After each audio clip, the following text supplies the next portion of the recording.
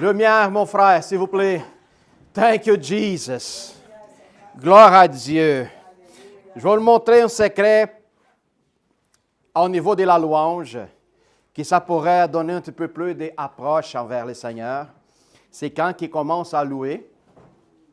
Puis, à un moment donné, dans la même chanson, vous louez à Dieu en français, puis vous débarquez un peu en langue. Je ne sais pas si jamais vous avez expérimenté ça. Oui, quand on ne connaît pas les paroles. Non, pas exactement. Pris en français, dans la même chanson, embarque sur langue, français, en langue, tranquillement, avec vous-même. Je vais vous dire, attends, qu'est-ce que vous allez ressentir. OK? C'est mystérieux. Alors, thank you, Jesus. Comment ça va la famille aujourd'hui? Ça va. Vous pourrez donner l'excuse de l'hiver, OK? Hein? Ça va bien. Tout le temps, quand les gens me demandent comment ça va, pasteur, j'ai dit, better than yesterday. Meilleur qu'hier. Why? Pourquoi? La parole, elle est claire, elle dit que nous grandons et nous croissons de gloire en gloire.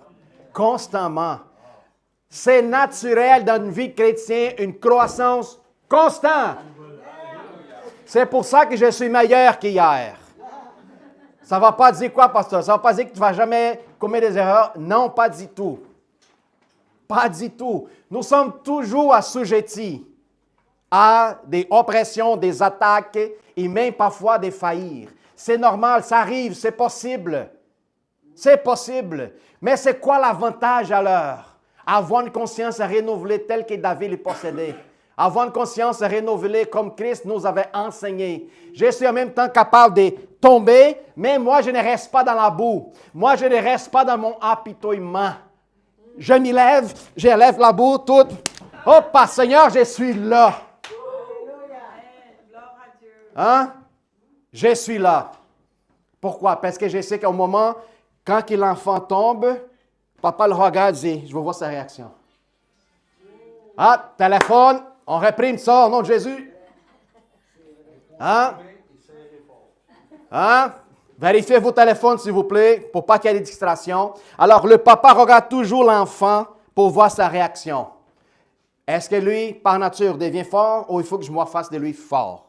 Le père attend toujours que l'enfant devienne fort lui-même, développe, ne pas être complètement dépendant. Pourquoi? Un enfant dépendant, il connaît son identité. C'est ça la différence. Je suis dépendant de mon père a affirmé qui je suis, alors quand que je tombe, je m'y lève à cause que je sais qui je suis. Je ne fais pas des mystères, je ne fais pas des pitoiements. Merci, ah, t'es là. Merci Mario, Mario est mon coach. Alors, n'est pas d'apitoiement. Amen. Amen. Gloire à Dieu. Alors, on se lève, on déclare, on proclame, on décrète devant tout le monde que ma journée d'hier, elle était pire que celle d'aujourd'hui. Puis toujours on avance dans cette affirmation. Même si aujourd'hui tu es en train de chialer, parfois ça arrive, mais affirme ça en toi. Tu vas voir que plus que tu affirmes, que tu es en train d'améliorer, consciemment, tu vas voir que tu vas commettre moins de chiolages. De plus en plus. Moins de gaffes. Pourquoi? À partir du moment qu'on observe le parfait, l'imparfait n'est plus quelque chose qui m'accroche. OK? C'est ça la différence. Alors, un enfant de Dieu observe toujours. La parole de Dieu dit qu'on va ramener de plus en plus, grandir de gloire en gloire, jusqu'à la perfection de son Fils. C'est ça l'objectif. Nous sommes en train d'améliorer. Puis il faut qu'on garde ça conscient, clean, constamment, malgré toutes choses dans le monde et en nous-mêmes. D'accord? Thank you, Jesus. Aujourd'hui, allons parler de quelque chose qui est très connecté à ce qu'on avait discuté vendredi soir. Oui, pasteur, mais je n'étais pas là vendredi soir. M'excuse. Très connecté. Oui, mais pourquoi tu n'es pas là? C'est pas moi qui fais les règles, c'est lui. Amen. Gloire à Dieu, c'est très connecté, c'est pas que la Bible, elle ne se parle pas entre les Écritures, oui, elle se parle. Mais j'ai remarqué que qu'est-ce qu'on va parler aujourd'hui, c'est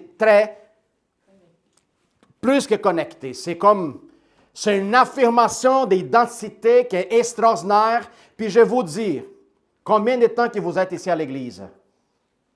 S'il ne fait pas longtemps que vous êtes encore connecté avec nous autres, ça pourrait scandaliser un peu.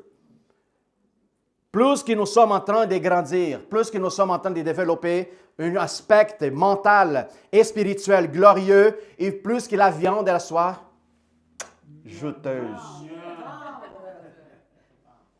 Il faut à un moment donné arrêter de donner les viandes brûlées à vous autres, là.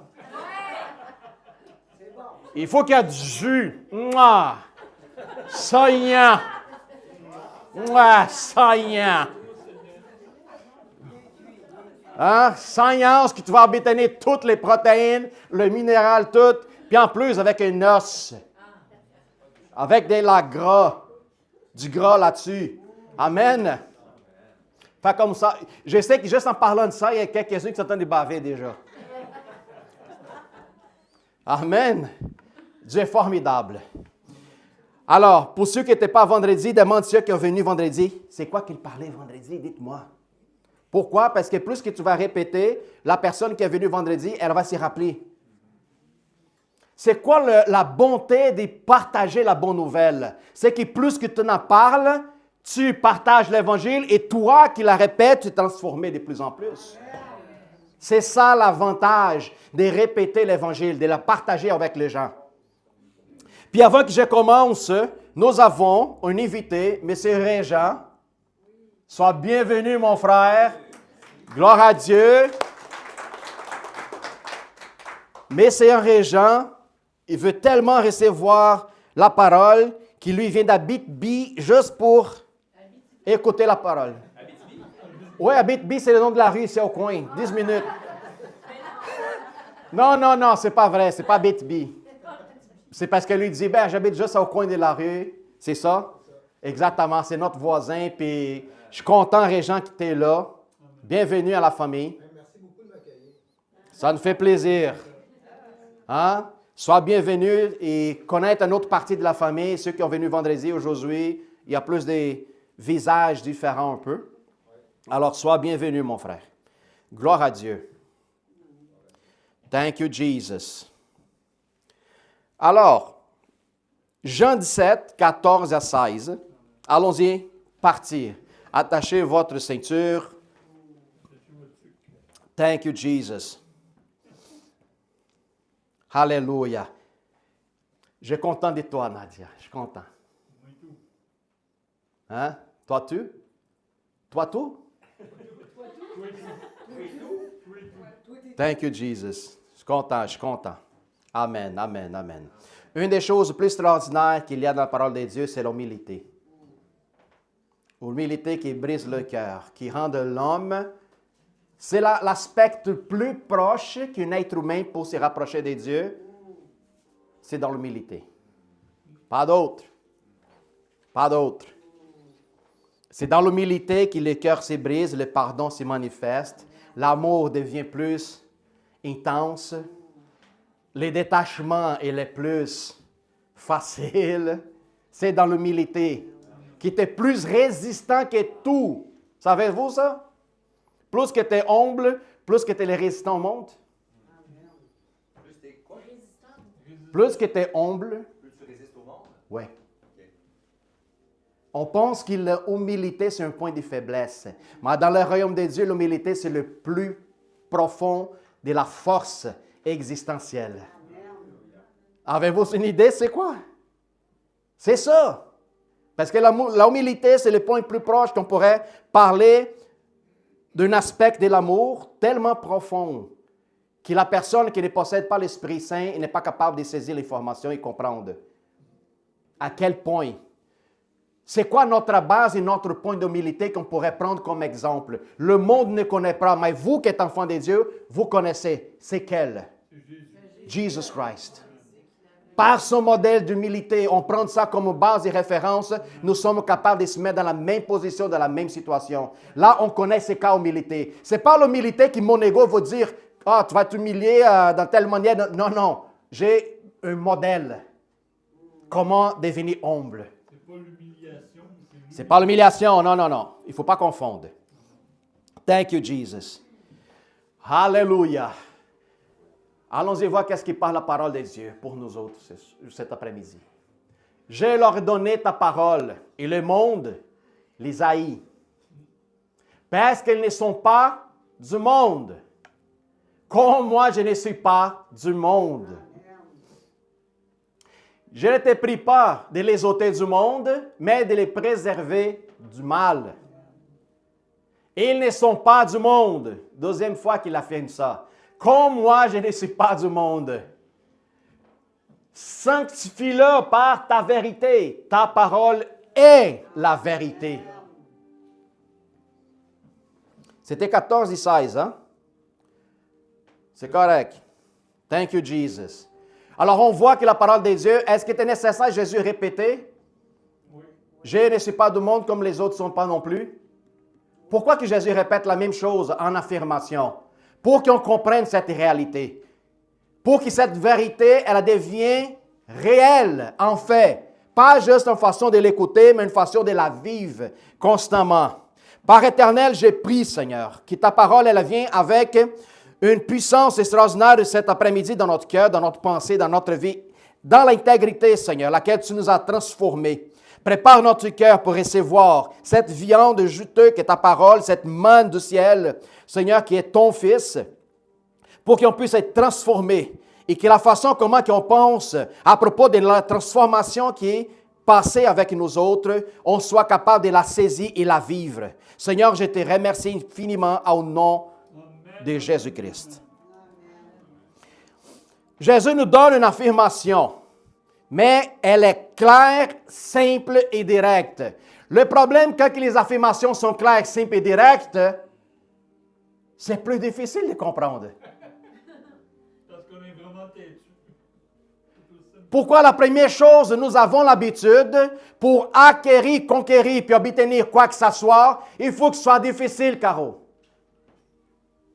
Dans notre tête. Savez-vous pourquoi? Parce que nous, l'être humain, nous avons un aspect de mérite. Il faut que je le fasse pour la voir. C'est pour ça que l'aspect de Jésus dit, tu n'as pas besoin de rien faire, je te le donne. Là, les gens, l'être humain dit, ben non, ça ne se peut pas qu'il y ait aussi facile, simple et direct. Ça ne se peut pas. D'une telle dimension, d'une telle puissance, d'une telle vasteté universelle, mondiale, spirituelle et physique. Il faut que ça soit compliqué, cette affaire-là. C'est qu'est-ce qui représente aujourd'hui toutes les sectes du monde. Ça va dire, fais ci, c'est ça, comme on détermine, comme on te dit, sinon tu ne mérites pas. Par contre, Jésus enlève toutes les règles. Toutes les règles. Il dit, ne t'inquiète pas parce qu'il ne dépend aucun de tes efforts. Tu n'as même pas besoin de bouger un doigt là-dessus. Juste une chose, crois-moi. Le religieux dit trop beau pour être vrai. Trop beau pour être vrai. Oui, merci Daniel. C'est très beau et très facile pour être vrai.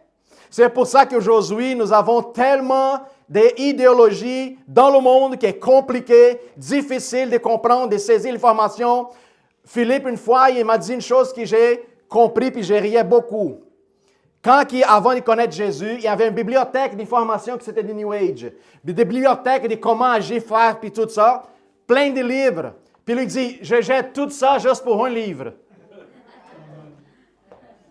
Pourquoi? Parce que la connaissance de Dieu est que de la boue. La connaissance de l'homme. Pardon. C'est juste pour avoir ceux qui personne dort.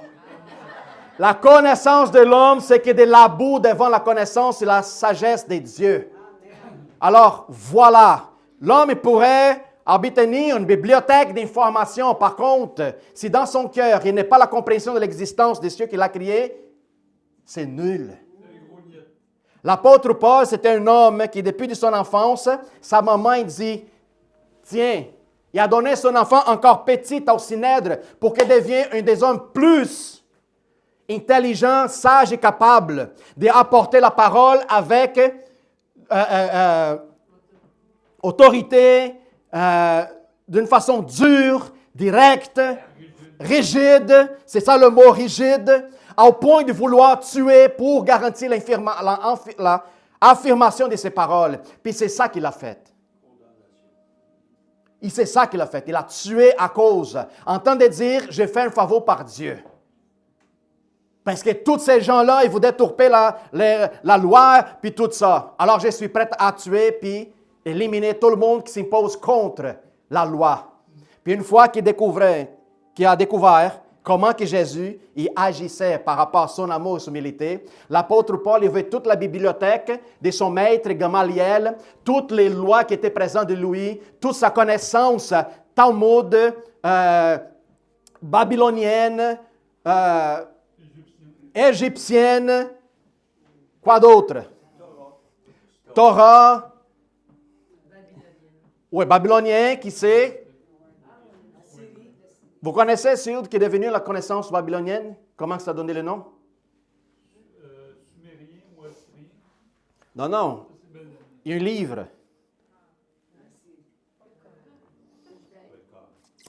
Ça m'échappe la tête, man. Comment? Aide-moi! Ça va venir. Gloire à Dieu. Toute la connaissance que les peuples juifs y ont obtenu des civilisations, ils ont essayé d'introduire dans les coutumes de l'homme. Alors, on voit de tout ce qui passe, l'apôtre Paul, en connaissant tout par cœur, il a dit, rien de ça important comparé. Kabbale. Exactement. L'apôtre Paul a pris ça et mis tout ça dans la poubelle. Il dit, ça ne se compare pas à la grâce et l'amour du Christ. Il a refusé sa connaissance, tout ce qu'il a appris depuis son enfance. Ça va dire son histoire. Tu mets tout ça à côté. Alors, on voit comment que Jésus-Christ nous ramène à une dimension nouvelle des façons d'agir, penser et manifester dans le monde. Vendredi, on a parlé à propos de cela qu'à l'intérieur de nous autres est plus fort que cela à l'extérieur. Mais qu'est-ce que ça nous implique? C'est que bien du monde, quand ils pensent qu'il va évangéliser, sortir pour prêcher dans le monde, les gens disent, on va conquérir des territoires. Tromperie, ce n'est pas une question de vouloir conquérir, c'est de manifester. Comment tu vas conquérir quelque chose que Jésus a déjà obtenu à la croix? Nous ne marchons pas dans le point de vouloir envahir et conquérir. Pourquoi? Parce que tout était déjà donné comme un point de victoire. Quand Dieu a créé Adam, il disait à Adam, dominer. Est-ce qu'il y en avait des territoires qu'Adam ne dominait pas encore? Il dominait tout. Quand il dominait, Satan est venu tromper Adam. Il a pris possession de la domination. Là, Jésus est venu. Il a pris ce qui était donné au diable. Il a donné à son Église. Alors maintenant, ce n'est pas une question de vouloir conquérir. C'est de rentrer dans les territoires et manifester. Quand l'ennemi va dire, ça m'appartient, tu pourrais lui dire, t'es menteur. Tombe pas dans la mensonge de l'ennemi, en train de dire qu'il y a quelque chose dans le monde qui lui appartient. Non. Mon Dieu, par la croix, il a reçu en retour, il l'a donné à son Église, pour qu'on puisse marcher en autorité, puissance et domination, partout où on va. Puis là, vous allez voir que ça parle de notre identité. Puis votre identité est un aspect tellement profond que ça pourrait donner un bug dans notre tête, dans notre intelligence humaine. Si vous êtes trop charnel, vous allez se scandaliser là-dessus. Pourquoi? Parce que quand il parle à propos d'identité, on parle à propos d'une nouvelle créature sur la terre qui n'était jamais existante auparavant. En anglais, on dit « a new kind ». Le chrétien est un new kind of creature, un nouvel genre de création, à telle dimension et profondeur. Là, il faut qu'on comprenne comment et pourquoi. Puis la parole nous ramène. Il y a un choc d'identité spirituelle qui c'est justement ça, c'est le conflit qu'on vit à chaque jour. À chaque matin qu'on se réveille, un conflit, confusion, bataille spirituelle, bataille mentale. C'est tout à fait normal. Pourquoi? Parce que dans l'esprit, ça se produit. Mais au niveau de ton âme, ça commence la transition des changements. En Jean 17, Jésus affirme que quelque chose, elle est radicale. Cette transformation est rien du tout comme le monde n'a jamais vu. C'est radical. Ses disciples n'appartiennent pas au monde. Tout comme lui n'appartient pas non plus. Au point de dire que vous n'êtes pas 100% humain. On est des extraterrestres. Cette déclaration n'est pas poétique. Pas d'autre chose. Elle est identitaire, ontologique et spirituelle. Jésus-Christ nous révèle une vérité fondamentale. Il faut comprendre une chose. Qu'est-ce qui était censé nous appartenir avant au Éden? Maintenant, nous sommes transformés pour cette réalité. Complètement. L'origine de notre vie change la nature de notre vie. Avant, vous avez une nature humaine. Maintenant, vous avez une nature pas seulement humaine, mais complètement transformée et spirituelle. Puis si je pose la question, de où est-ce que tout est venu? De la chair ou de l'esprit? De l'esprit. Alors, maintenant que je ramène avec moi une nature spirituelle, je devrais la vivre telle qu'elle. Assume la responsabilité et la directive de l'esprit, plus de la chair. Plus que la chair essaie de s'élever, plus que je l'écrase.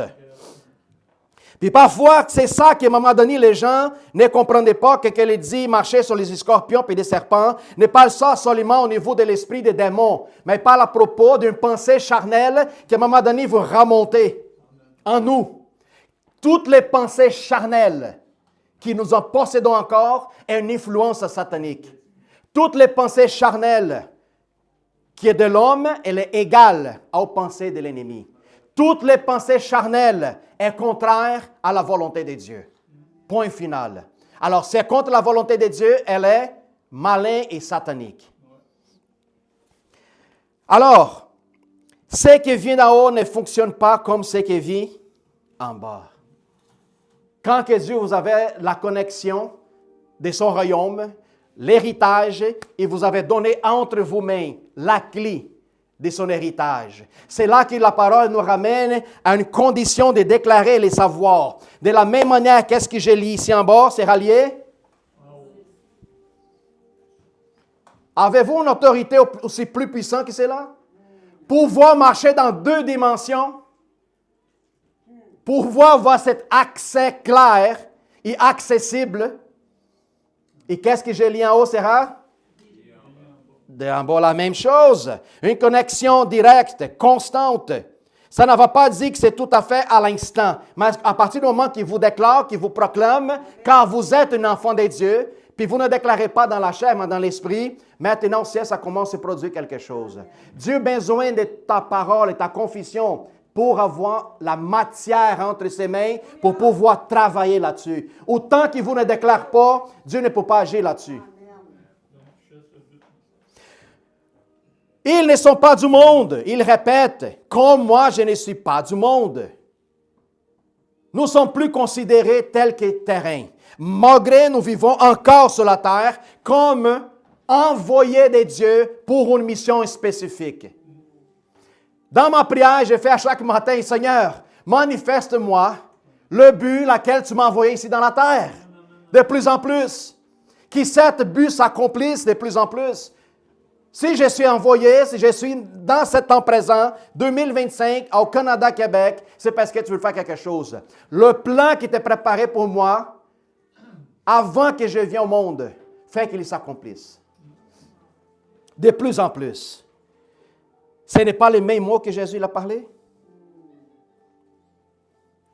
Les modèles de vie céleste sur la terre, maintenant, pas quand vous allez mourir, maintenant.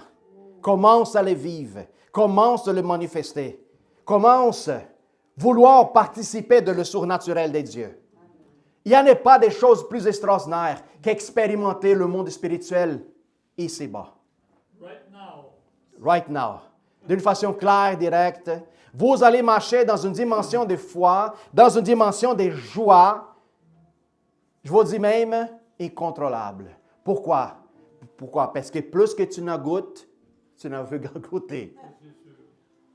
C'est pour ça qu'il dit que sa joie déborde de nous. Jésus dit, la même joie que tu m'as donnée, Père, je donne cette joie. Il m'a uni avec une joie plus que mon frère et soeur, et je la donne à mon Église. Ce n'est pas une joie qui se trouve sur la terre, c'est une joie qui vient d'en haut comme une huile qui coule sur notre tête. Puis elle déborde de nous autres. Puis n'importe où ce que je touche, cette personne ou cette chose, whatever, elle aussi ointée par cette huile. Alléluia. La nature céleste, frères et sœurs. Jean 8, 23. Il a dit, moi je suis d'en haut. Moi j'ai sorti d'en haut. Est-ce qu'on pourrait affirmer ça, les mêmes mots que Jésus? Qui pourrait affirmer ça? Sinon, c'est là qu'ils savent qu'il vient d'en haut. Nous sommes osés à parler ça? Nous avons l'audace de parler aux gens comme ça? On t'exagère, là. J'exagère, bien sûr que j'exagère. C'est pour ça que la parole de Dieu, c'est pour les spirituels. Les gens qui sont charnels, qui ne saisissent pas, ils ne comprennent pas. Même pas que Dieu existe, comment ils vont le comprendre? C'est impossible. Alors, est-ce que je pourrais parler les mêmes mots que Jésus? Jésus vient d'en haut. Je suis d'en haut. Jean 16, 28. Jésus affirme, je suis sorti du Père. Nous sommes-tu sortis du Père?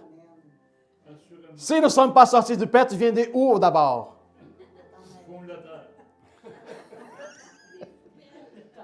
Alors, comprendre qu'est-ce que Jésus est venu parler, ce n'est pas des choses bizarres. C'est des choses qui maintenant, avec les aspects des compréhensions spirituelles pour nous autres, ça fait tout du sens. Alors, pourquoi pas parler comme lui? Pourquoi pas manifester lui? Pourquoi avoir plutôt honte de cette identité réelle que j'ai vue aujourd'hui et ne pas l'admettre?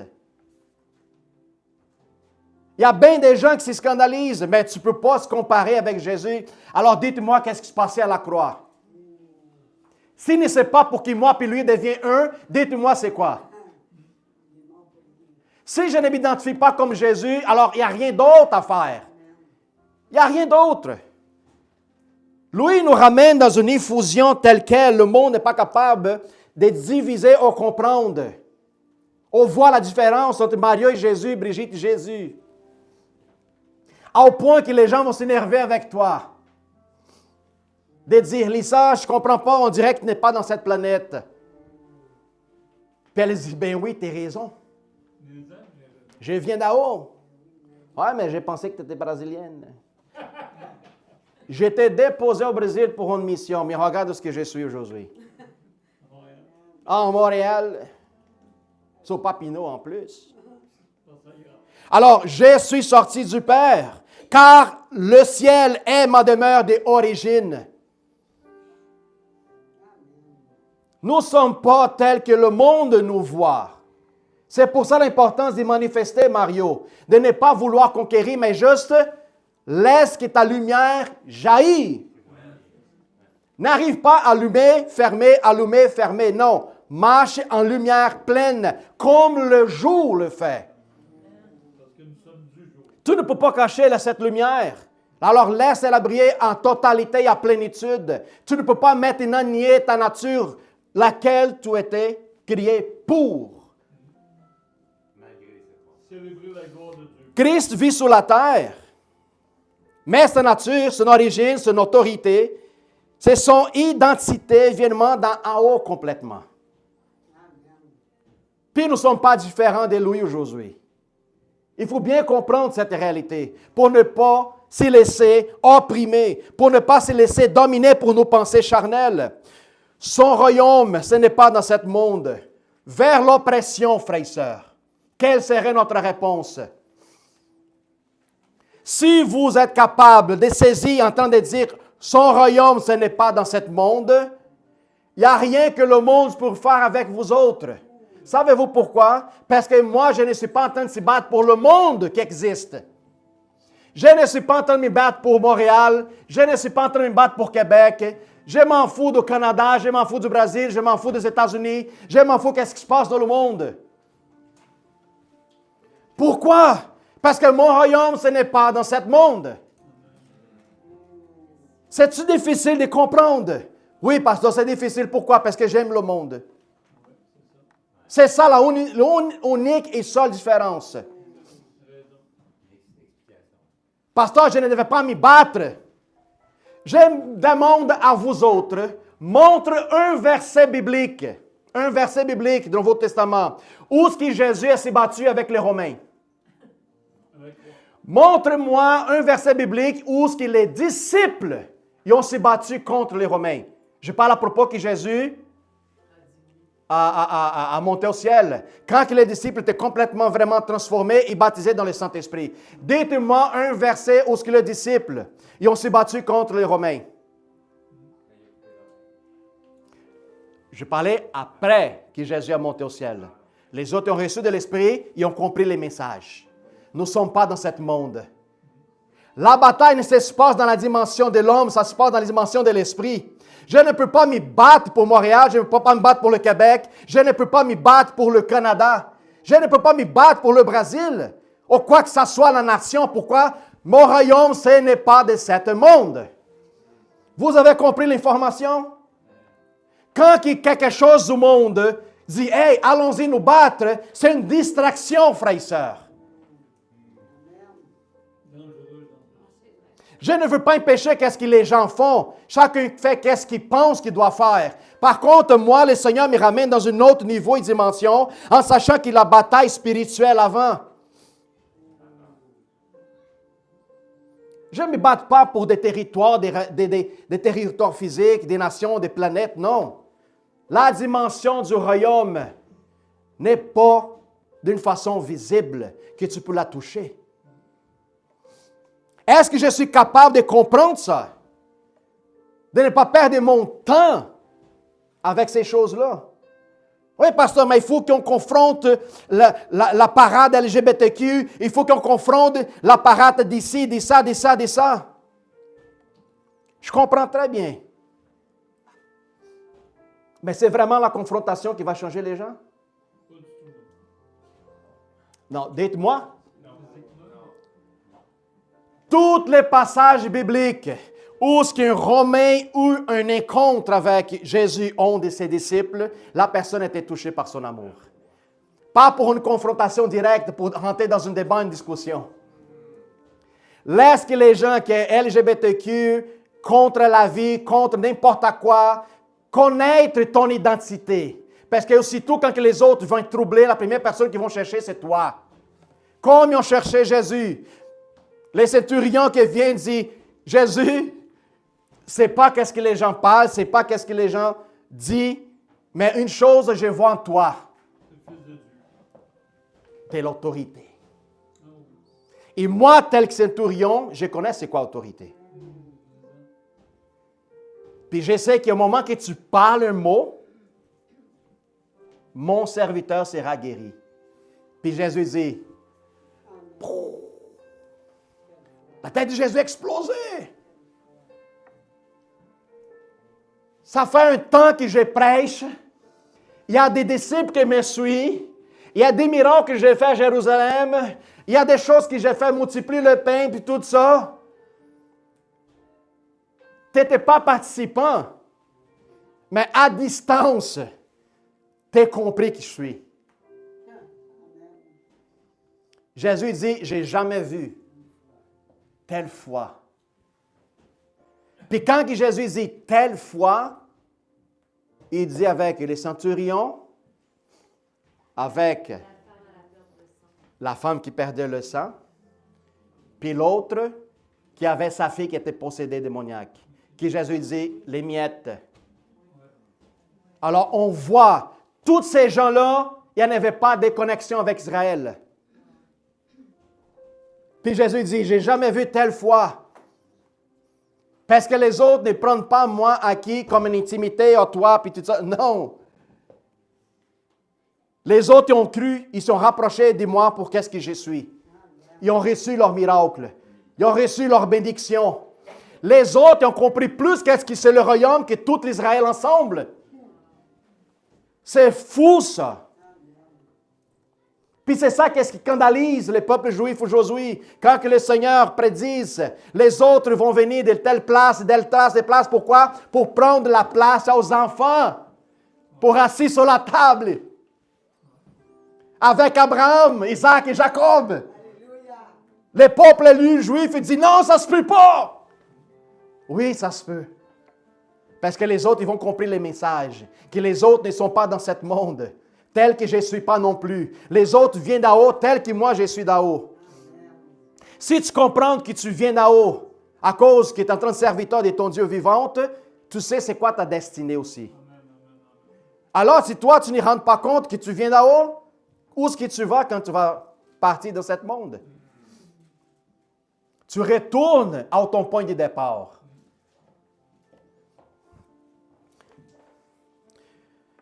Nous ne sommes pas de ce monde, frères et sœurs. Jean 18, 36. Mon royaume n'est pas dans ce monde. Cette action, son agenda, sa puissance et ses décisions suivent de la loi du royaume des dieux, pas dans le système humain. Nous ne vivons pas la loi que l'homme décrète comme réalité. Notre loi vient d'en haut. Cette loi, elle est véritable. Pas la loi que l'homme détermine ici sur le monde, sur la terre. Pasteur, on devrait écouter? Oui, bien sûr. Mais à partir du moment quand cette loi de l'homme brise les valeurs morales de la loi divine, tu n'es pas obligé de l'obéir.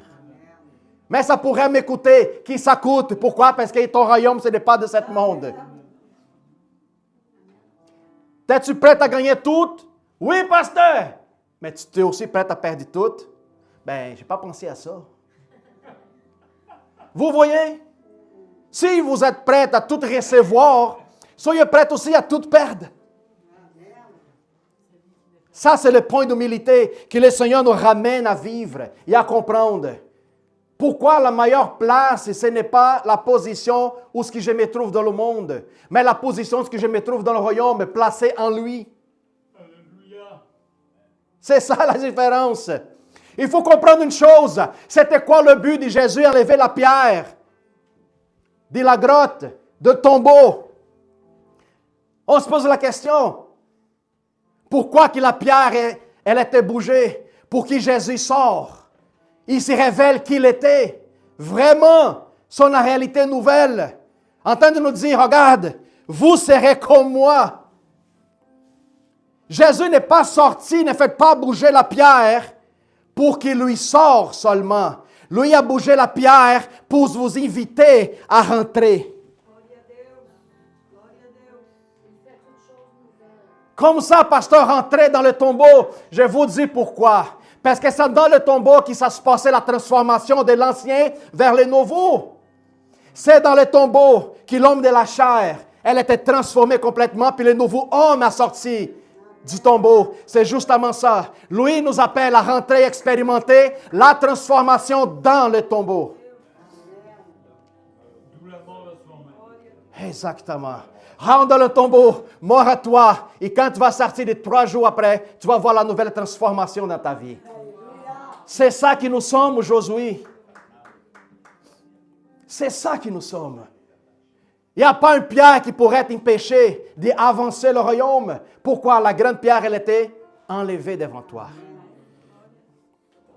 Son comportement reflète la source, notre façon d'agir, sans qu'on ait besoin de prêcher, dit d'où nous sommes venus. Sans que tu prêches, sans que tu parles. Ta réaction va prêcher pour elle seule, uniquement. De la façon que tu vis, ça révèle ton origine. Si je m'en vais au Brésil, puis je vais au restaurant, puis je dis, avais-tu une poutine? Les gens vont dire, ah, tu viens de Québec. Oui, bien, comment tu sais? Ben, c'est naturel, regarde qu'est-ce que tu commandes. Mais si tu arrives dans un lieu où la personne est en train de mourir, tout le monde est en train de pleurer, tout le monde est en train de dire, c'est fini. Tu rentres dans le paradigme, tu te dis, pourquoi vous pleurez? Mais tu ne vois pas que la personne elle est malade, en train de mourir. C'est pas grave, laisse-moi prier pour elle. Quand tu pries, la personne améliore, elle se lève. Les gens vont te regarder et disent, où est-ce que tu viens? Qu'est-ce que tu vas dire? Hein? Alors, qu'est-ce que tu vas dire? Je suis d'en haut. Tel que mon Père m'a envoyé. Pasteur, mais c'est Jésus qui a parlé d'en même. Frères et sœurs, honnêtement, si vous ne commencez pas à parler comme Jésus, ça va être dur de comprendre les messages. C'est pour ça que beaucoup ne comprennent pas notre Père. Ils se l'approprient pas. Ça ne l'approprie pas. Oui, c'est notre Père, moi ici, et lui là-bas. Hein? Ouais, c'est ça. Non. Si nous ne commençons pas à parler tel qu'il parle, ça va être difficile de saisir l'information. C'est pour ça qu'il y a plein de chrétiens partout dans le monde. Lis la parole, mais ne saisis pas la propriété que Jésus a eue avec nous autres. David s'y compare des propriétés. Dans le psaume, il dit, Seigneur, tu sais, quand un fermier achète des vaches, des taureaux, tout ça, pour marquer, puis il dit que les propriétés, il marque son oreille. Ils mettent un tag. Je ne sais pas c'est quoi le psaume, je n'ai pas par cœur, puis David s'y compare à cet animal-là. Seigneur, tague mon oreille. Je suis ta propriété. Mais ça ne serait pas mieux de taguer son cœur? C'est une autre expression, mon frère. C'est une autre expression. Parce que parfois, si tu vas prêcher à des fermiers, quand tu vas dire taguer son cœur, ils ne vont pas comprendre. Mais si taguer son oreille, les fermiers vont bien comprendre. Exactement. C'est pour ça que Jésus parlait en parabole. Pour que ce soit plus facile pour les gens à cette époque comprendre l'information. Alors, il pense selon la réalité d'en haut. Est-ce que vous pensez la même chose? Il parle selon la réalité qui était donnée, qui lui appartient. Il agit selon la réalité d'en haut. Il n'est jamais dominé par des circonstances assez bas. Rien qu'est-ce que l'homme pourrait faire, rien qu'est-ce que le gouvernement dans ce monde pourrait planifier, ça ne pourrait pas changer qui je suis maintenant. J'ai saisi l'information. Rien ça pourrait m'y changer. Alors je ne tomberai pas dans le piège qui beaucoup de places sont toujours en train de prêcher, parler à propos de la fin du temps. La fin du temps est important? Oui. Pourquoi? Ça nous révèle quoi? L'élèvement, le retour du Christ, ça c'est des bonnes pensées. Il y a bien des gens qui parlent à propos de la fin du temps, ils parlent toujours dans le côté négatif. Dramatique, peur. Savez-vous que le mot en vérité, apocalypse, ce n'est pas le mot direct que la Bible originelle nous donne? Révélation. Si c'est une révélation, je devrais être joyeux. La révélation de qui il est exactement. Puis plus qu'il lui se révèle, dans cette journée-là, je me présente tel qu'il est. Parce que l'aspect de sa révélation, je suis le reflet de lui. Alors comme que je vois lui venir dans la nuée, c'est là que nous serons transformés. Puis je dis, waouh, comment que c'est beau. Je vais être dans même.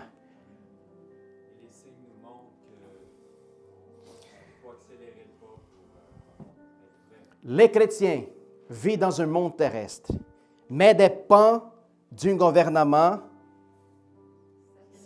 céleste. Vous voyez, ma dépendance n'est pas là. Elle est toujours placée en Dieu.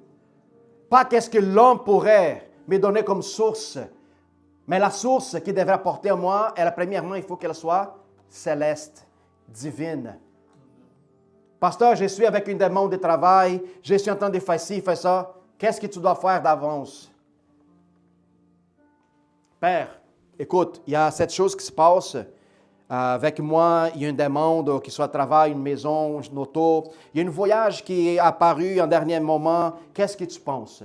Dites-moi, révèle-moi, donne-moi des signes. J'aimerais ça savoir si je pourrais y aller. Si c'est pour aller, alors dites-moi qu'est-ce qui m'attend là-dedans. Quand Dieu va dire, il ne t'attend pas beaucoup de belles choses, tu devais savoir déjà partant qu'il va y avoir beaucoup de gens qui vont être sauvés. Toujours, quand un chrétien part d'une mission telle qu'elle dans un projet, il va toujours peut-être avoir des résistances. Mais pourquoi j'ai pensé que j'étais béni? Sache que la résistance révèle qui nous sommes vraiment. plus que la résistance essaie d'être enfermée, puis en teinte ta lumière, c'est là que ta lumière, elle explose. Ça va dire, tes papiers ne marchaient pas, les portes étaient fermées, personne ne s'est présenté, tout est marché contraire, mais à la fin, tu es réussi. Comment ça se peut?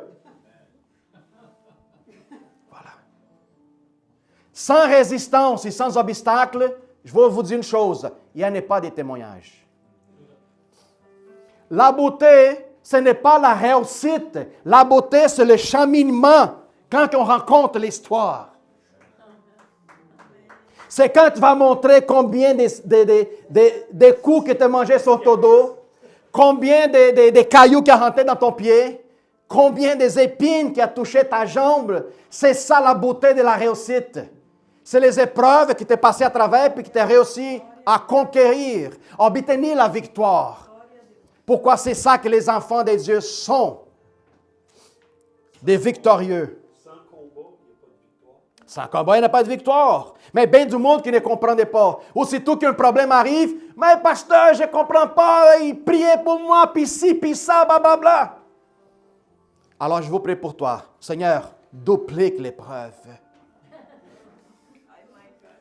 Mais non, fais pas ça. Pourquoi? Parce que je veux que tu vois encore meilleur. Un chrétien ne doit pas avoir peur d'épreuves et aucun démon. Zéro. Zéro, absolument. Et aucune épreuve. L'épreuve va seulement révéler qui vous êtes vraiment. C'est quel niveau de votre foi. C'est ça qui démontre. Nous sommes, la parole nous ramène à rentrer d'une manière humble devant Dieu, qui lui t'exalte, et dans l'autre côté, résiste au mal, qui lui va s'enfuir de toi. Les nids de nouveau, la même identité, la même nature, la même position. Qui Jésus? Même identité, même nature et même position. Je suis dans la même position que Jésus, pasteur. Oui, puis c'est la Bible qui dit, c'est pas moi. C'est fou, ça. Allons-y voir. Une nouvelle naissance qui change tout absolument. Pas la moitié, pas 50%, pas un quart de ton côté. Non, tout change. Même si je ne vois pas ma soeur complètement changer, dans le côté spirituel, elle est complètement notre survie. Partie à zéro, complètement. Puis c'est ça qu'il faut que je comprenne dans ma vie. Je suis fait complètement nouveau. Même si je passe des épreuves, des échecs, des difficultés, je sais que je suis complètement nouveau. Jean 3,6 dit, « Ce qui est né de l'Esprit est Esprit. » Tu vois tel qu'Esprit. Tu observes tel qu'Esprit. Pourquoi? Plus que tu observes comme Esprit, et ton Père est Esprit, alors tu compares avec qui? Avec Papa. Mais autant que tu te vois encore charnel, avec Dieu, ce n'est pas compatible. Mais autant que je me vois, je suis spirituel, tel que mon Père est spirituel, alors on partage la même essence, la même forme. La peur, elle est bannie. La crainte disparaît. L'insécurité ne prend pas place en moi. Les stress, l'anxiété, toutes sortes de choses. Pourquoi? Si je m'identifie avec mon papa, en lui, il n'y a rien de ça. Alors pourquoi je devrais vivre? Je vais vivre seulement les troubles charnels si je commence à me distancer de lui puis commencer à voir ma vie telle que le monde veut que je suis. Nous avons tous l'opportunité de recommencer toutes choses à nouveau. Il n'y a rien de mauvais à ça. Moi, à 11 ans en arrière, à 15 ans en arrière, j'étais complètement à terre, mais Dieu m'a fait remonter. Puis aujourd'hui, j'ai une histoire à vous raconter. Ce n'est pas formidable. À 15 ans en arrière, tout perdu, complètement. Jamais passé dans ma tête que j'étais abandonné de Dieu, pantoute. Zéro. Mais pasteur, vous avez eu un moment de faiblesse? Oui, j'ai pleuré. Mon bain de faiblesse. Mais jamais directionné aucun blasphème concernant pourquoi tu as fait ça. J'ai été servi dans le ministère, pourquoi ça t'est arrivé avec ma famille. Je n'ai jamais dit ça à Dieu. Mais par contre, j'ai proclamé souvent lui. Toi, tu connais le chemin que tu as préparé pour moi. Tes pensées sont beaucoup mieux que les miennes. Puis le monde avance, le monde change, les portes s'y ouvrent, les opportunités sont devant toi. Puis pendant qu'il est en train de se remonter, Dieu te montre, regarde qu'est-ce que je suis en train de faire de ce côté, regarde qu'est-ce que j'ai fait de l'autre. Puis quand j'essaie de regarder en arrière, qu'est-ce qui se passait, papa fait, hop, tourne ta tête, regarde pas en arrière. Hop, hop, hop, hop, je suis là. Puis tu oublies ces choses. Ça vient comme un souvenir, mais c'est comme une autre personne. Ne t'affecte plus. Ce n'est plus ta réalité. C'est juste une histoire de quelqu'un. Ça, la mentalité spirituelle. Les nouveau-nés spirituels reçoivent une origine céleste. Votre origine à vous autres, elle est céleste, elle est divine, elle est pleine et absolue. Tel c'est là que Jésus vient en train de dire. De lui-même. Nous devons la répéter et le dire. Mon origine, elle est céleste, elle est divine. L'homme et de la chair vivent dans ce monde avec une mission. Puis savez-vous une chose? Toutes les missions, à un moment donné, prennent un fin. Voilà. Une mission prend un fin. Une nouvelle citoyenneté. C'est ça qu'est-ce que nous avons reçu. Philippiens 3:20. Notre citoyenneté est dans les cieux célestes. Mais pasteur, vous avez oublié la position. C'est une des choses les plus importantes. Parce que la position, ça vous donne cette autorité, puissance et domination. Ça dépend de la position, ce qui vous êtes placé. Si vous êtes un soldat, vous avez l'autorité d'un soldat. Mais si vous êtes placé avec la position plus grande dans une armée, c'est quoi? La position plus grande dans une armée? Amiral. Si tu es placé avec soldat, tu es soldat. Mais si tu es placé avec un amiral, est-ce qu'il y a quelqu'un plus grand que toi? Est-ce que tu commandes tout? Regarde qu'est-ce qu'il dit la parole, Ephésiens 2:6. Assis dans les lieux célestes en Christ. Si toi, tu es en Christ, toute la création est spirituelle et physique, elle est en dessous de toi. À largeur. À grandeur. C'est comme tu es assis sur les jambes du papa, en train d'observer la création et tout ce qui se passe avec lui. En train de participer de l'histoire de l'humanité. En train de voir comment il contrôle, manipule les anges. Je donne des ordres aux autres. Le problème, c'est qu'on observe d'en bas. Puis l'histoire que je pourrais raconter, c'était une maman qui est en train de tisser je pense que peut-être quelques-unes, madame, ici ont déjà fait les tricots. Non, mais sur un gani. Broderie. La broderie. Puis là, la madame, elle est assise, en train de faire la broderie sur son panneau. Puis là, son enfant est en bas, en train de jouer. Puis à un moment donné, l'enfant, il regarde maman. Il regarde en dessous de la broderie. Puis il commence à rire. La maman regarde et dit, ça va mon petit gars? Oui maman, oui ça va. Mais pourquoi tu ris? Ben maman, c'est parce que tout ce que tu fais est croche et laide. Hey, c'est qu'est-ce que maman dit? Ah, j'ai compris mon petit gars. C'est quoi? Assieds-toi sur ta maman. Viens voir l'œuvre. Puis quand l'enfant il sort de partir d'en bas puis il s'assied sur maman, il voit la beauté que la maman a créée là-dessus. La même chose passe avec Dieu. Si tu commences à observer l'œuvre de Dieu avec une perspective assez bas, tu ne vois pas la beauté de son existence et de la création finale. Par contre, si tu es assis sur papa, placé en Jésus-Christ, dans le lieu très haut, tu vas voir la création avec telle beauté. La peur va s'en aller, la crainte et toutes sortes d'émotions qui nous emprisonnent.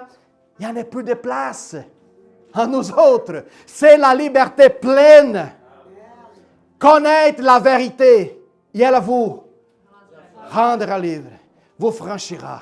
C'est cette vérité laquelle nous avons besoin de comprendre, de saisir et la vivre. Regarde pas dans ta perspective. Si toi tu as des doutes, regarde la perspective du papa, assis avec lui.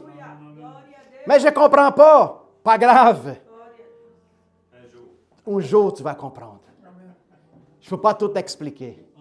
Parce que ton cerveau, ta tête, c'est comme un grain de sable. Encore. Ce n'est pas assez complètement développé. Alors, nous sommes assis dans cette lieu céleste. Vous avez l'identité, la nature et la même position que votre maître. Ce n'est pas formidable. Une nouvelle nature, participant de la nature divine, une nouvelle identité. Il faut qu'on arrête de nous comparer. La comparaison, elle est triste. Je me compare avec Mario parce que Mario est plus beau en parlant, puis tout ça. J'aimerais ça être comme lui. Tu sais, j'aimerais ça comme Philippe, qui est capable de méditer plus 30 minutes que moi. Hein? J'aimerais ça me comparer avec Nadia, qui joue la boxe, est musclé. C'est un musclé spirituel. Avec Daniel, habilité dans la musique.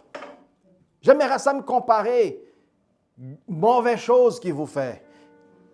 Savez-vous c'est qui la première personne qui comparait une autre à l'histoire? Satan. Satan dit, Ève, vous serez comme des dieux. En train de la comparer, en train de dire qu'elle n'était pas, qu'est-ce que Dieu l'avait affirmé avant. Mon image et ma ressemblance. Lui dit une comparaison qui n'est pas réelle. À partir du moment que je me compare avec une autre, ce n'est pas la voix de l'homme, c'est la voix de Satan qui parle. Chaque membre a un travail différent dans le corps du Christ. Pour plus grand qu'il soit, puis le plus petit qu'il soit. Même le plus petit a une différence énorme dans le royaume. Pasteur, mais moi, je ne pense pas que je fais beaucoup. C'est pas grave. Tu es en train de parler ça dans la perspective de qui? À toi? Tes regards sont mauvaises. Mais si tu observes dans la perspective de ton Père t'y plaît avec ton service. Pour même qu'il soit croche, mais tu essaies, tu fais ton meilleur, tu essaies de te débrouiller, tu trébuches dans ton travail. Mais Dieu t'aime et est joyeux avec toi. C'est la dernière personne dans l'existence de tout qui va te condamner ou t'accuser de quoi que ce soit. Alors, la comparaison avec d'autres ministères, d'autres chrétiens, d'autres choses, ce ne vient pas de Dieu, vient de Satan. Nous sommes participants dans sa nature divine, céleste, dans sa plénitude. Cette nouvelle identité, elle nous appartient parce que lui fait tout le travail. Regarde qu'est-ce qu'il dit 1 Jean 4, 17. Tel il est. Quoi? Tel qu'il est, Jésus? Oui, nous sommes maintenant en opération full load sur la terre. Tout. Pas 100%, 150%. Dieu ne te donne pas juste la mesure normale. Dieu fait que toi reçoives la mesure en débordant. C'est pour ça qu'il ne sait pas 100%. 100%, ce n'est pas assez pour Dieu. 100%, c'est la comparaison humaine. On dépasse la limite. On déborde. Tel qu'il est, maintenant tel que nous sommes, aussi dans ce monde. Il n'y a rien qui nous empêche d'avancer. Il n'y a rien qui nous empêche d'opérer quel Jésus l'a fait. Ce n'est pas Balthazar qui dit, c'est Jésus par ses propres paroles. Vous ferez des choses encore plus grandes que moi. Si vous seulement croyez dans mon nom. Et Jésus ne met pas de limitation à l'Église. Allez, faites tout ce que vous pensez qu'il est capable de réaliser ou accomplir. Allez, ne pose pas de limites. Et si jamais quelqu'un te juge, ce n'est pas grave. Moi, je vais dealer avec lui. Oui. Ne laisse pas ton travail, ton vouloir, ton faire, ton désirer être bloqué pour quelqu'un qui te critique, t'ignore, tu juges, tu condamnes. Non, pas du tout. Si cette personne vient te parler en amour et t'expliquer quelque chose qui peut-être est hors de la raille, amen, gloire à Dieu. Je reçois avec tout l'amour. À part ça, mon frère et soeur, non. Ne reçoivent pas. Avance. Parce que le projet que Dieu a pour notre vie, il y a un aspect individuel qui est Balthazar hors de l'Église. Il y a un aspect collectif qui est le Balthazar dans le corps de l'Église. Il faut comprendre ça. Je dois être le meilleur superviseur des chantiers à Balthazar tel qu'individu dans mon travail. Mais je dois être le meilleur Balthazar qui prêche, qui enseigne, tel que collectivité dans l'Église. Tu devrais être la meilleure fille qui coupe des chats. Nadia. On parlait des steaks, alors on parle des sushis. Susha. Il y a l'aspect que quand elle va aller dans un client, elle est un enfant de Dieu, tel qu'individu, elle est une madame professionnelle dans son métier, et là, elle répond de la bonne nouvelle. La même façon que cette personne qui, quand dans l'Église, elle, en collectivité, elle aussi contribue pour le ministère. C'est ça qu'il faut comprendre. Nous avons tous nos devoirs, tel qu'individu et tel que collectivité. Nous ne sommes plus définis par le monde, mais par Jésus-Christ. Je veux qu'il vous annotez ça, qu'est-ce que je vais vous dire.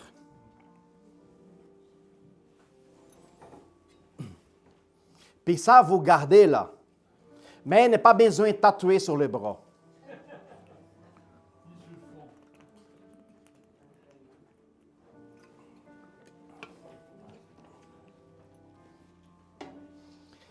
L'important que vous sortez d'ici aujourd'hui en train de penser que vous êtes Jésus lui-même. Tel niveau. Tel niveau. Parce que si je suis mort, puis ce n'est plus moi qui vis, c'est Jésus qui vit, alors c'est Jésus qui devrait sortir d'ici aujourd'hui. OK? Écoute bien. Les chrétiens n'est pas un terrien amélioré. Jésus n'essaie pas de vous réparer. OK? Comprendre ça bien là. Vous êtes un être nouveau, d'en haut, implanté dans ce monde, mais non défini pour lui. Vous êtes un être céleste, envoyé dans ce monde, mais n'est pas défini pour ce monde. Parfaite pour ça ici. N'est pas défini par lui. Ce n'est pas le monde qui vous définit. C'est votre Christ. C'est votre Dieu. C'est une nouvelle loi qui est installée maintenant. C'est comme si Dieu prend de l'ancien hard drive de votre tête et plante un nouveau cerveau dans vous autres. Ça va dire, nous ne sommes plus compatibles à ce système du monde. C'est ça que ça va dire. Dieu ne sait pas de te réparer pour que tu deviennes quelque chose un peu mieux. Non. C'est pour ça que la parole dit, nous sommes faits une nouvelle créature. Ça, c'est très important qu'on saisisse cette information. Complètement changé, complètement transformé. Ce n'est pas, qu'est-ce que ça signifie? N'est pas être de ce monde. Ce n'est pas une fuite du monde. Ça ne veut pas dire, pasteur, tu étais juste en train de s'isoler de tes problèmes. Non! Il y a du monde qui pense que devenir chrétien, c'est de vouloir s'isoler du monde. Pas du tout. Jésus ne prie pas pour que nous sortons du monde, mais pour que nous soyons protégés encore pendant que nous sommes là. Nous sommes présents, mais pas en conformité avec le monde. Ce n'est pas un rejet que je suis en train de vous donner concernant votre responsabilité.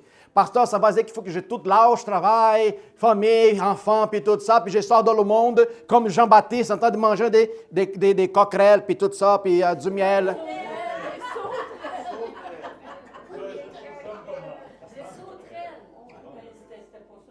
Sauterelles?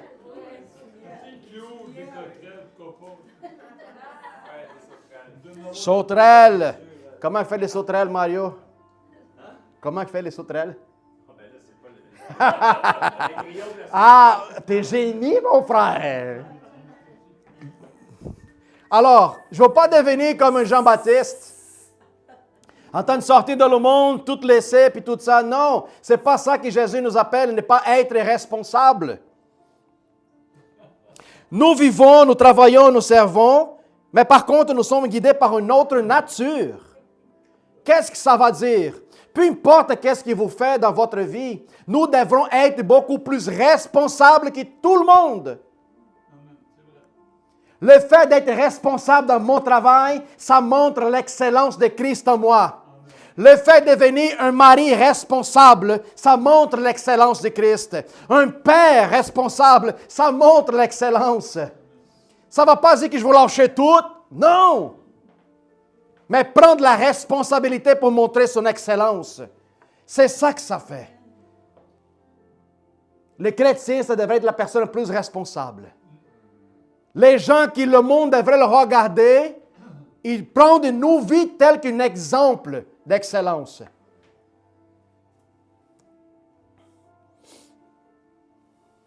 C'est une distinction spirituelle vraiment radicale. Nous ne sommes pas comme le monde. Nous ne parlons pas comme le monde. Nous ne réagissons pas de la même manière que le monde réagit. Si quelqu'un t'énerve, qu'est-ce que tu vas le faire?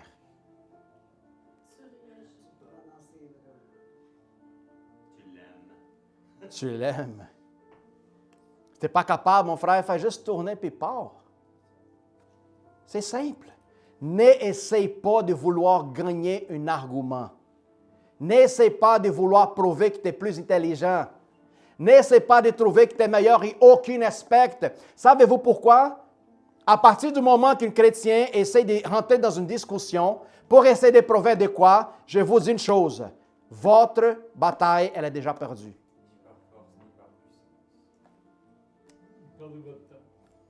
Ce n'est pas la même chose avoir une conversation avec une personne, une conversation intellectuelle et spirituelle. C'est différent de rentrer dans une discussion. Oui, laquelle j'essaie de prouver que moi, je suis meilleur. M'excuse. Tu veux être meilleur? Tourne-toi et pars. Sois humble. Nous ne sommes pas ici pour prouver que nous sommes meilleurs. Nous sommes ici pour prouver que nous sommes capables, de même pour le plus petit, capables de leur servir.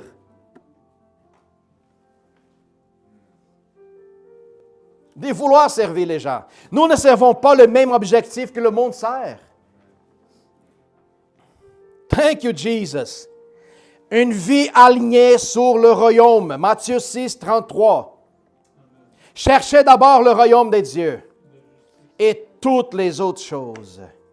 La priorité d'un citoyen du ciel est toujours le royaume. Ma vision est placée dans le royaume, toujours. Indépendant de ce qui s'arrive ici en bas. Pas l'opinion humaine. Ça ne va pas dire que je ne vais pas demander une opinion à Mario, quelque question, quelque chose. Ce n'est pas ça que je suis en train de dire. Mais même selon l'opinion que Mario essaie de me donner pour ma vie, j'ai toujours une consultation à faire plus élevée que celle-là. Merci pour ton conseil. Je sais que tu fais ça de ton cœur. Je sais que tu m'aimes. Mais je vous mets ça en prière, Mario. D'accord? Merci, mon frère. Wow! C'est comme ça qu'on dit les choses. Soyons sages, soyons doux. Parce que le royaume, c'est le point principal. La manifestation visible d'une vie, non, c'est là qu'il y a du monde. Visible, frères et sœurs. Pas caché. Je ne suis pas un chrétien pour rester chez nous caché. Pourquoi? Parce que j'ai peur du monde. J'ai peur que les gens me critiquent. On voit de plus en plus des prédicateurs des rues qui sont emprisonnés parce qu'ils prêchent l'Évangile. Des évangélistes qui refusent de déclarer ouvertement cette affaire des genres, des changements, d'aspects naturels de la personne. On voit de plus en plus de chrétiens qui vont être en prison à cause qu'il y a une vérité en les autres. Regarde comment que les systèmes dans lesquels nous vivons, ça fait aucun sens. Les autres disent, toute critique qu'il vous fait, chrétien, par rapport à ce que nous croyons, c'est une agression. Alors la question, elle pourrait marcher dans les deux côtés. Et toute critique, qu'est-ce qu'il vous fait par rapport à ce que je crois, c'est aussi une agression. Alors, dites-moi comment que ça fonctionne, ça. Je dois respecter leur idée et leur idéologie. Par contre, les autres ne peuvent pas respecter mon idéologie. Ça ne marche pas. C'est pour ça que ce système woke ne fonctionne pas. Ça ne fait pas de sens. Parce que tout le monde fait ce qu'il veut selon ce qu'il pense. Quand la société essaie d'organiser un système, le système woke essaie de désorganiser le plus possible. C'est triste, parce qu'il y a tellement de gens qui souffrent à cause de ça. Les gens qui ne sont pas dans leurs idées, sont plus jeunes, prennent une information comme réalité, vivent pendant un temps, à un moment donné grandit, et à travers de la conscience logique, il dit, mais voyons donc, ça ne fait pas de sens, qu'est-ce que je suis en train de faire? Puis là, qu'est-ce qu'ils font? Regrettent. Mais quand ils regrettent, la conscience et la condamnation, elle est là. Puis ils disent, wow, regarde, j'ai perdu tout ce temps de ma vie en train de vivre une réalité qui ce n'était pas la mienne. Puis là, qu'est-ce qu'il faut le système? Débrouille-toi. Débrouille-toi. Frères et sœurs, un cœur séparé du système du péché. Romains 12, 2. Ne vous conformez pas au siècle présent. Ne vous conformez pas, même que ça pourrait vous coûter. Une vision de l'éternité, c'est ça que nous avons besoin. Affectionnez-vous aux choses d'en haut. Désirez les choses que votre Père vous avait promis, parce que ça vous appartient.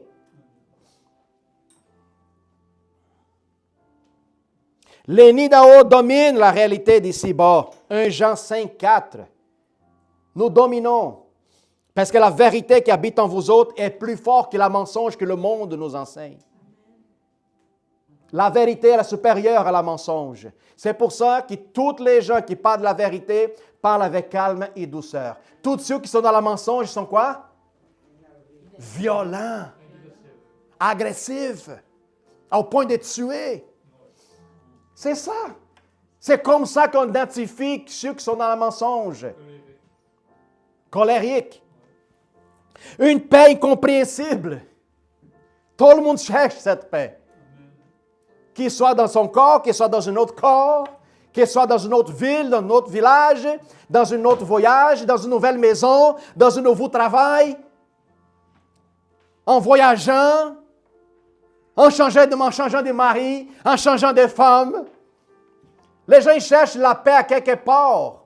Avec les changements et les transformations, ils ne vont jamais trouver. Parce que la véritable paix ne se trouve pas dans ce monde. Pourquoi? Parce que ce n'est pas une paix qui vient dans ce monde. C'est qu'est-ce qu'il dit en Jean 14, 27. Alors, en Christ, nous trouvons une paix qu'elle est incompréhensible dans ce monde. Ce n'est pas une paix qui vient de l'extérieur, mais plutôt elle commence dans nous autres. C'est une décision que je vais prendre. C'est une décision. La paix, c'est une décision que tu prends dans toi. De la vivre. De la vivre. Un amour qui ne dépend pas des circonstances. Dieu ne te demande quoi que ce soit pour t'aimer. Jean 13, 34, l'amour selon Christ, non selon la chair. Un amour décisif. Un amour qui dépasse toute n'importe quelle circonstance de la vie. Un amour qui ne met pas des mesures. Mais par contre, ce n'est pas un amour aveugle. Non. nous avons ce comportement guidé par l'Esprit de Dieu. Tel que chrétiens, nous ne marchons pas aveuglément dans toutes sortes de directions. Non, nous avons un guide, nous avons un Dieu, nous avons un signe, nous avons le sceau de notre salut, qui est le Saint-Esprit. Alors nous ne sommes pas perdus dans le monde.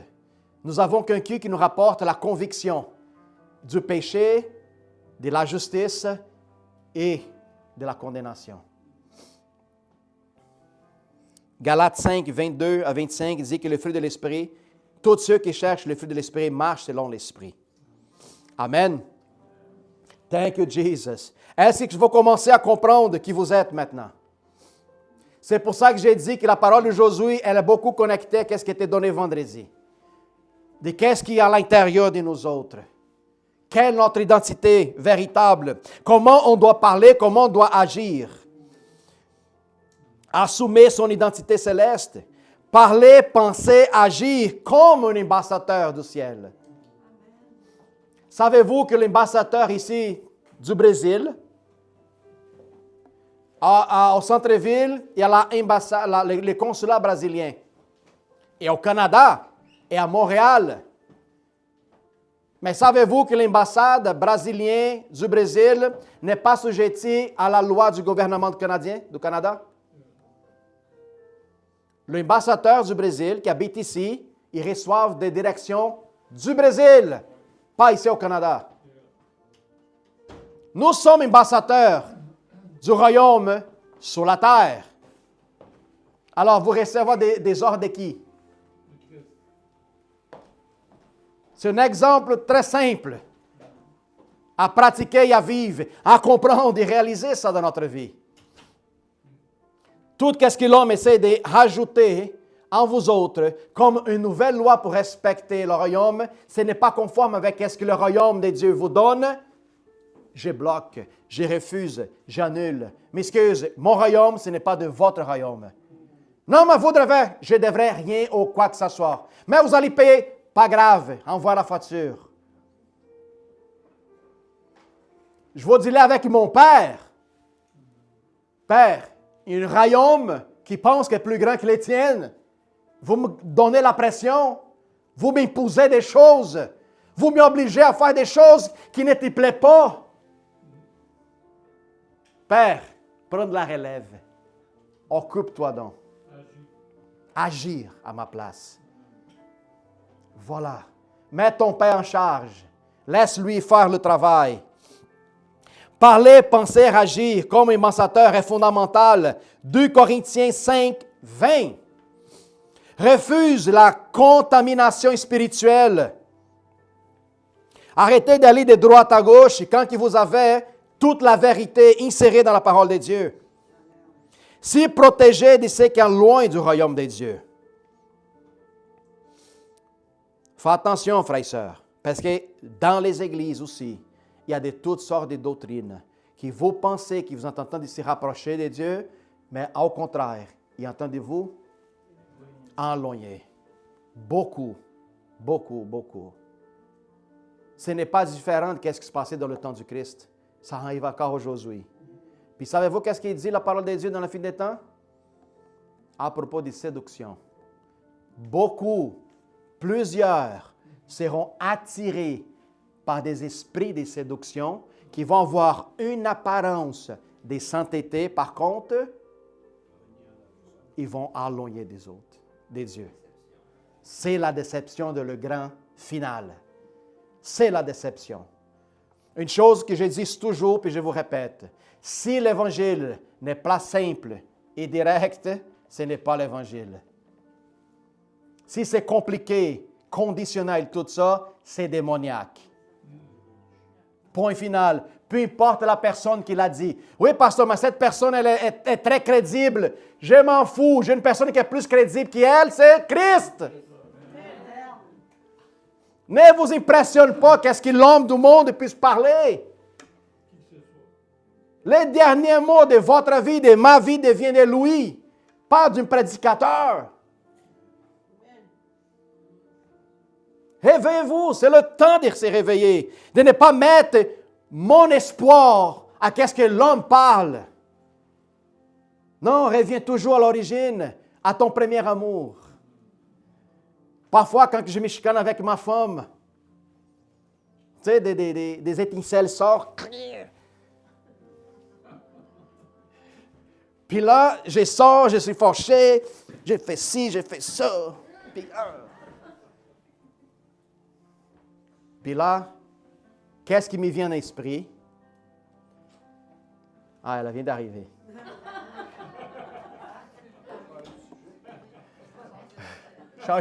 Change de sujet, Daniel. André, c'est lui-même qui l'a dit, hein? Hein? Alors, je chicane parfois avec elle. Elle va d'un côté, je m'en vais dans l'autre, fâché. J'ai kick les chats d'un côté de l'autre. Oui? Oui, je les coupe pas, je les kick. Puis regarde. Je le ramène à Nadia, oui. Puis là, je m'en vais de l'autre côté, puis elle est plus rapide à revenir puis parler. Mais Dieu parle avec moi. Comment que j'ai fait pour me rétablir en accord puis oublier tout ça?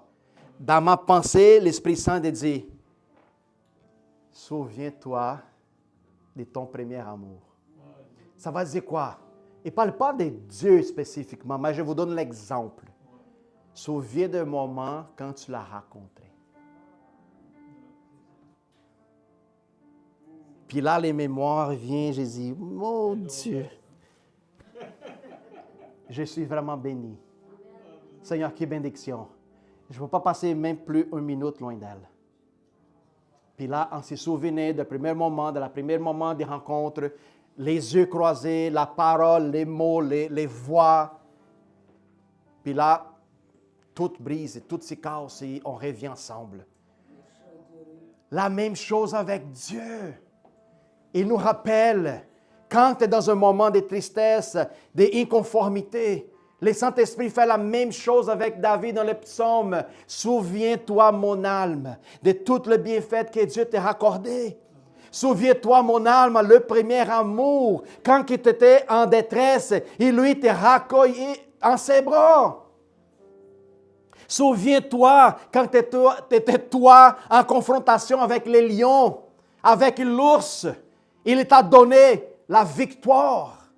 Souviens-toi quand tout l'Israël y avait peur de Goliath et toi étais toi seul avec moi en combat, David et Dieu. Souviens-toi de ton premier amour. Puis là, le soulagement, l'huile fraîche vient. Tu renouvelles tes forces, tout s'élève. Puis tu sors de ta zone de dépression, de détresse, d'angoisse, et tu remontes en train de briller encore une autre fois. Souviens de ton amour. Refuse la contamination spirituelle. Protège ce qui est loin de toi du royaume. Marche quotidiennement dans la conscience et de sa position en Christ. La victoire dépend de l'identité, pas des efforts humains. C'est pour ça que cette église s'appelle Jésus ADN. C'est quelque chose que j'ai appris fort et solide. Identité. Si tu es bâti dans ton identité, tu n'as pas besoin de tes efforts physiques, personnels. Pourquoi? Parce que ton salut, ta vie, ton identité, c'est basé en ta conscience de que tu es en lui. Pas de quelque chose qu'il faut que tu génères, qu'il faut que tu fasses pour mériter quoi que ce soit. Ça, il y a une grande différence. Puis il faut qu'on comprenne. Pour pas qu'on rentre dans une oppression, un fardeau qui, lui, est déjà enlevé de notre dos. C'est le fardeau des œuvres.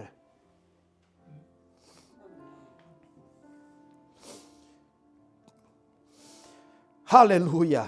Christ n'est pas dans ce monde, mais il a transformé le monde. Vous n'êtes pas dans le monde, mais vous avez la capacité et la puissance de transformer le monde. De même, ceux qui naissent de nouveau n'appartiennent plus au monde, mais sont appelés à impacter le monde. Vous êtes une puissance d'impact. Leur force devient d'en haut. Leur nature devient aussi d'en haut. leur mission terrestre. Notre mission est terrestre, mais notre identité, elle est céleste. Ne vous identifiez pas avec ce monde. C'est le grand piège où la plupart des chrétiens, quand ils sont en train de leur marche, les autres, je vais vous dire pourquoi. C'est incompatible. C'est pour ça que beaucoup de gens rentrent en conflit, en combat, ils arrivent même à devenir dépressifs. Pourquoi? Parce que le monde dans lequel nous vivons, le monde de la matière, elle n'est pas compatible avec le monde de l'esprit. C'est deux lois qui fonctionnent et qui se battent une contre l'autre. Si tu essaies de vouloir concilier chair et esprit, tu vas avoir des conflits mentaux. Ou tu vas servir le royaume de la chair, ou tu vas servir le royaume de l'esprit. Lequel des deux lois règne sur toi? Quel des deux? C'est toi qui vas décider. Tout ce qui concerne la loi de la chair est inimitié avec Dieu. Par contre, ceux qui marchent selon l'esprit n'accompliront pas le désir de la chair. Marcheront en esprit, en communion, en fraternité, en sainteté devant la présence de Dieu. C'est la beauté de l'Évangile. Tant que je vis selon mon identité céleste, le monde ne peut pas me définir. Le monde ne peut pas vouloir me classifier. Parce que ma classification, mon identité ne vient pas de ce que le monde essaie de me dire. Si vous écoutez ce que le monde parle à propos de vous autres, m'excuse, vous êtes perdus. Mais mon oreille, ce n'est pas censé écouter la cochonnerie que le monde essaie de me donner comme identité. Mais quand je veux savoir qui je suis, je retourne à ce que mon Père parle à propos de moi.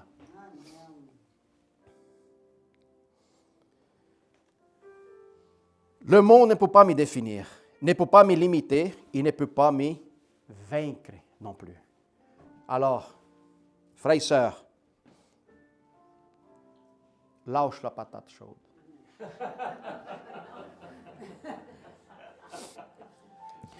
Si le monde, on est en train de finaliser, si le monde, c'est très simple, puis peut-être cette expression que peut-être tout le monde connaît, ça pourrait vous servir. Si le monde vous donne des citrons, tu vas faire de la limonade, tu vas servir ton prochain, tu vas vendre de la limonade, tu vas faire des sous, de l'argent, toutes sortes de choses. Si le monde essaie de te donner des fruits citriques, faire un bon jus, adoucir avec du sucre, puis donner au monde, donner aux gens. C'est comme ça que l'homme spirituel fonctionne. L'énergie négative que les gens essaient de t'opprimer, laisse-la transformer dans l'esprit et donne-les en retour, en amour, en douceur. Amen. Point final. Amen.